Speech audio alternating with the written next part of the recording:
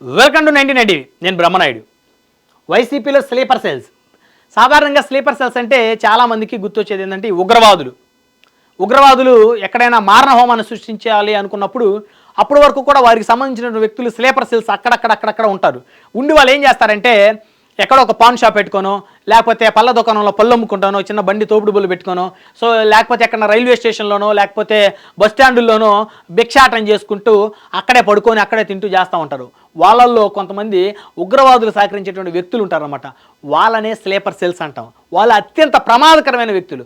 వాళ్ళకి ఆర్డర్స్ వచ్చినప్పుడు పైనుంచి వాళ్ళందరూ యాక్టివ్ అయిపోయి మారణ హోమాన్ని సృష్టించడానికి వాళ్ళు సిద్ధంగా ఉంటారు. కాబట్టి వాళ్ళని మనం స్లీపర్ సెల్స్ అంటాం. ఇప్పుడు వైఎస్ఆర్ కాంగ్రెస్ పార్టీలో కూడా ఇలాంటి స్లీపర్ సెల్స్ చాలామంది ఉన్నారు. ఒకవేళ పొరపాటున వైఎస్ఆర్ కాంగ్రెస్ పార్టీ అధికారంలోకి వస్తే ఈ స్లీపర్ సెల్స్ అందరూ కూడా యాక్టివ్ అయిపోయి ఒక మారణ హోమాన్ని సృష్టించేటువంటి కార్యక్రమంలో వారు ఖచ్చితంగా భాగస్వాములు అవుతారని చెప్పేసి అయితే చాలామంది చర్చించుకుంటా ఉన్నారు. ఇటీవల కాలంలో కొంతమంది జనసేనకు చెందినటువంటి అధికార ప్రతినిధులు కూడా చర్చా వేదికల్లో మాట్లాడుతూ పొరపాటున వైసీపీ అధికారంలోకి వస్తే బూతుల దగ్గర నుంచే మరి వారిని నరుక్కుంటూ జనసేన తెలుగుదేశం వాళ్ళని నరుక్కుంటూ వెళ్ళేటువంటి ఒక సంస్కృతికి వారు తెరలేపుతారని చెప్పేసి కొంతమంది జనసేన టీడీపీ చెందినటువంటి అధికార ప్రతినిధులే చర్చా వేదికల్లో మాట్లాడేటువంటి పరిస్థితి. ఇక వీళ్ళ ముగ్గురు గురించి కాదు, చాలామంది గురించి చెప్పాల్సిన అవసరం ఉంది. శ్రీరెడ్డి ప్రస్తుతం ఆవిడ అజ్ఞాతంలో ఉంది. ఆవిడ గురించి అందరికీ తెలుసు. ఆవిడ అజ్ఞాతంలోకి వెళ్ళిపోయింది. నారా లోకేష్ గారికి పెద్ద లెటర్లు రాసింది. నేను నీ సోదరు లాంటిదాన్ని, నువ్వు నా అన్నలాంటోడివి, నేను నిన్ను ఎప్పుడు ఏం అనలేదు అని చెప్పేసి చాలా లెటర్లు రాసి అందరికీ క్షమాపణలు చెప్పి మీ కాళ్ళు పట్టుకుంటాను, మీ గడ్డం పట్టుకుంటాను, నన్ను వదిలిపెట్టండి, బుద్ధి వచ్చింది, నా ఫ్రెండ్స్లో చాలామంది కమ్మాస్ ఉన్నారని చెప్పేసి బహిరంగంగానే లెటర్లు రాసింది. మరి పాప నారా లోకేష్ గారు ఎందుకు ఆవిడకి కరిగిపోయి వదిలేశారు? ఆవిడ తిట్లు మామూలు తిట్ల పవన్ కళ్యాణ్ గారిని, చిరంజీవి గారిని, చంద్రబాబు గారిని, లోకేష్ గారిని చండాలమైన తిట్లు తిట్టింది. అయినప్పటికీ కూడా మరి ఆవిడ్ని క్షమించినట్టున్నారు నారా లోకేష్ గారు, దయాహృదయం కాబట్టి వదిలేశారు. ఇప్పుడు ఏమిటి రేపొద్దున వైఎస్ఆర్ కాంగ్రెస్ పార్టీ అధికారంలోకి వస్తే మళ్ళీ తెర ముందుకు వస్తుంది, మళ్ళీ బూతులు తిడుతుంది, మానసికంగా చంపేస్తుంది అనమాట. నాయకులు బయటికి రావాలంటే సిగ్గుతో చచ్చిపోయే విధంగా చేస్తుంది. శ్రీరెడ్డి అనేటువంటి మహిళా ఉన్మాది సిగ్గుతో చచ్చిపోయేలాగా చేస్తుంది. రాజకీయ నాయకులు, ఎమ్మెల్యేలు, జనసేన, టీడీపీ, బీజేపీకి చెందినటువంటి ప్రజాప్రతినిధులు భార్యలు బయటికి రావాలంటే, తలెత్తుకోవాలంటే వాళ్ళు సిగ్గుతో చచ్చిపోయే విధంగా ఈవిడ మాట్లాడుతుంది వాళ్ళ భర్తల్ని. సో కాబట్టి మనం స్లీపర్ సెల్స్ అని చెప్పుకున్నాం. ఇకపోతే ఇది మాలపాడి భాస్కర్ రెడ్డి, ఆల్రెడీ ఇతని గురించి తెలిసి రిమాండ్కి వెళ్ళాడు. సో ఇలాంటి వాళ్ళు కొంతమంది ఉన్నారంట విదేశాల్లో, ఇష్టానుసారంగా మాట్లాడేటువంటి వాళ్ళు ఇలాంటి వాళ్ళు కొంతమంది ఉన్నారు. వాళ్ళు ఇప్పుడు ఎక్కడికక్కడ వాళ్ళ సోషల్ మీడియా ఐడీలు డియాక్టివేట్ చేసేసుకొని, వాళ్ళ యూట్యూబ్ ఛానల్ డియాక్టివేట్ చేసుకొని చాలా సైలెంట్గా మరి వాళ్ళ కార్యకలాపాలు చేసుకుంటున్నారు.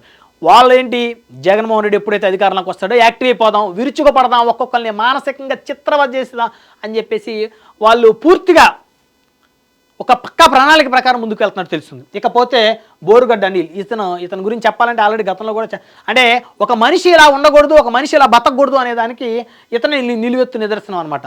ఇతను ఎంత అరాచకం అంటే ఇతని వల్ల చాలామంది పోలీస్ అధికారులు కూడా సస్పెండ్ అయిన పరిస్థితి. కానీ ఏం చేయలేకపోయింది ప్రభుత్వం ఇతన్ని. కనీసం ఇతను ఒంటి మీద ఏ పోలీస్ అధికారి చెయ్యి కూడా వేయలేదని అయితే ఇతనికి సంబంధించిన వాళ్ళు చాలా గర్వంగా రొమ్మెరగ తీసుకుని కూడా చెప్తా ఉన్న పరిస్థితి ఉంది.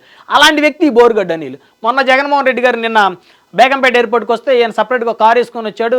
ఆయన వెంట మేము నడుస్తామని చెప్పేసి మీడియాకు కూడా ఇంటర్వ్యూలు ఇస్తున్న పరిస్థితి ఉంది. చాలా యథేచ్ఛగా తిరుగుతున్నాడు, హ్యాపీగా స్వేచ్ఛగా తిరుగుతున్నాడు. రేపొద్దున వైఎస్ఆర్ కాంగ్రెస్ పార్టీ అధికారంలోకి వస్తే ఇతను ఒక మానవ మృగంలాగా విరుచుకుపడతాడనమాట. మొన్నటిదాకా మాట్లాడి ఇక దాడులు కూడా చేయడానికి సిద్ధంగా ఉన్నాడు అంటే ఇతను బోరుగడ్డ అనిల్ అనే అతను. సో కాబట్టి ఇలాంటి ఉన్మాదులు అందరూ కూడా ఇప్పుడు సైలెంట్ అయ్యారు. వీళ్ళందరూ కూడా తెర వెనక ఇప్పుడు ప్రముఖ పాత్ర తెర వెనక పోషిస్తున్నారు. రేపొద్దున వైసీపీ గనక అధికారంలోకి వస్తే, ఎందుకంటే ఇక్కడ ఆంధ్రప్రదేశ్లో కూటమిలో తెలుగుదేశం పార్టీ మరి మిగతా పార్టీలకు 1/3 భాగస్వామ్యం ఇస్తామని చెప్పేసి మొత్తం వాళ్ళే పదవులు కానీ పంపకాలు కానీ అన్ని వాళ్ళే తీసుకున్న తరుణంలో మిగతా వాళ్ళు కాస్త అసంతృప్తి చెందుతున్నారు. ఆ అసంతృప్తి కనుక పెరిగి చిలికి గాలివానైతే పొరపాటున మెజార్టీ తగ్గితే ప్రభుత్వాన్ని ఏర్పాటు చేయలేని పరిస్థితి వస్తే, జగన్మోహన్ రెడ్డి అధికారంలోకి వస్తే అసలు ఏ విధంగా ఉంటుంది అని చెప్పేసి ఊహించుకుంటేనే అత్యంత భయానక వాతావరణం అయితే క్రియేట్ అవుతూ ఉంది. ఇప్పటికే అంటే ఏడాదిన్నరకే ఇక్కడ కూటమి ఎమ్మెల్యేలు చేసే అరాచకాలు ప్రజలకు విసుగు చెందిన పరిస్థితి. పవన్ కళ్యాణ్ గారు, చంద్రబాబు నాయుడు గారు ఎన్నిసార్లు చెప్పినప్పటికీ కూడా ఎవరిలో ఎమ్మెల్యేలు, ఈ అవినీతి చేస్తున్న ఎమ్మెల్యేలో మార్పే రావట్ల. అంటే వాళ్ళ తీరు వల్ల విసుగు చెందిన ప్రజలు కనుక తిరగబడితే, ప్రభుత్వం మారితే ఈ స్లీపర్ సెల్స్ యాక్టివ్ అయిపోతాయి. ఇక్కడ ముగ్గురునే చూపించాం.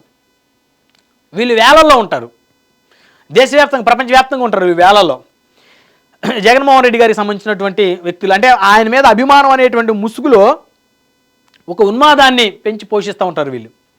వీళ్ళందరూ యాక్టివ్ అయిపోతారు. ఇక వీళ్ళు విరుచుకుపడతా ఉంటారు, రోజుకొకరిని టార్గెట్ చేస్తూ ఉంటారు, అవసరమైతే దాడులకు తెగబడతారు. సో కాబట్టి ఎవరైనా సరే కూటమికి చెందినటువంటి నాయకులు ప్రెస్ మీట్లు పెట్టే వాళ్ళైనా, చర్చా వేదికలో పాల్గొనే వాళ్ళైనా మీ హద్దుల్లో మీరు ఉండటం మంచిది.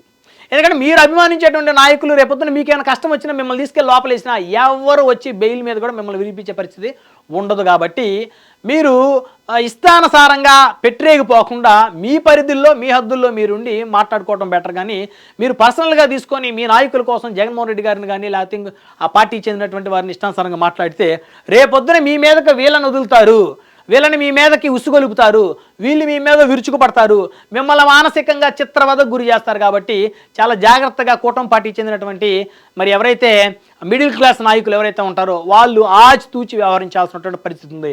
కాబట్టి ఈ స్లీపర్ సెల్స్, ఈ ఉన్మాదులు వీళ్ళు చెలరేగిపోకుండా, వీళ్ళు పెట్టిరేగిపోకుండా ఉండాలి అంటే ఖచ్చితంగా వీళ్ళని ఇప్పుడే కఠినంగా శిక్షించాలి.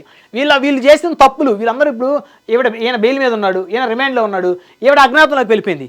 వీళ్ళు మాట్లాడినటువంటి మాటలు జడ్జి గారు ముందు పెట్టి వీళ్ళకి శిక్షలు పడేటట్టు చేయాలి. వీళ్ళు చేసిన తప్పులు, వీళ్ళు సమాజంలో ఏ విధంగా శాంతి భద్రతల్ని రెచ్చగొట్టారో, ఏ విధంగా శాంతి భద్రతలు విఘాతం కలగడానికి కారణమయ్యారో అవన్నీ కూడా చట్టాల ముందు నిలబెట్టి వీళ్ళందరికీ కఠినంగా శిక్షలు పడేటట్టు కనుక చేస్తే మాత్రమే ఈ సమాజం ముందుకు వెళ్తుంది. లేకపోతే వైఎస్ఆర్ కాంగ్రెస్ పార్టీ అధికారంలోకి వస్తే ఈ స్లీపర్ సెల్సే రేపొద్దున అందరి మీద తిరగబడతారు. ఇప్పుడు ఈయన గతంలో జగన్మోహన్ రెడ్డి గారు ముఖ్యమంత్రిగా ఉన్నప్పుడు కోటమిరెడ్డి శ్రీధర్ రెడ్డి గారిని, నెల్లూరు ఎమ్మెల్యే కోటమిరెడ్డి శ్రీధర్ రెడ్డి గారిని బండి గట్టి లాక్కొస్తానని చెప్పేసి మాట్లాడిన పరిస్థితి. ఇప్పుడు మళ్ళీ జగన్మోహన్ రెడ్డి గారు అధికారంలో కనుక వస్తే ఈయన ప్రతి ఎమ్మెల్యేని నేను కొడతానంటాడు, చంపుతానంటాడు. ఒక గంట టైం ఇస్తే చంద్రబాబు గారిని, లోకేష్ గారిని లేపేస్తాను మాట్లాడేటువంటి ఉన్మాది సైకో ఇతను. ఇలాంటి సైకోల్ని, ఉన్మాదుల్ని మరి ప్రభుత్వం ఎందుకు వదిలిపెడుతుందని చెప్పేసి కూటమి కార్యకర్తలే తలలు బాదుకుంటున్నారు. కాబట్టి కూటమి ప్రభుత్వానికి చెందినటువంటి నాయకులు కానీ, కార్యకర్తలు కానీ ప్రధానంగా వాళ్ళకి జగన్మోహన్ రెడ్డి గారి వల్ల ఎలాంటి హాని ఉండదు, కానీ ఈ స్లీపర్ సెల్స్ వల్ల వాళ్ళకి చాలా హాని ఉంటుంది. కాబట్టి ఆచితూచి అడుగు వేయాల్సినటువంటి అవసరం ఉంది.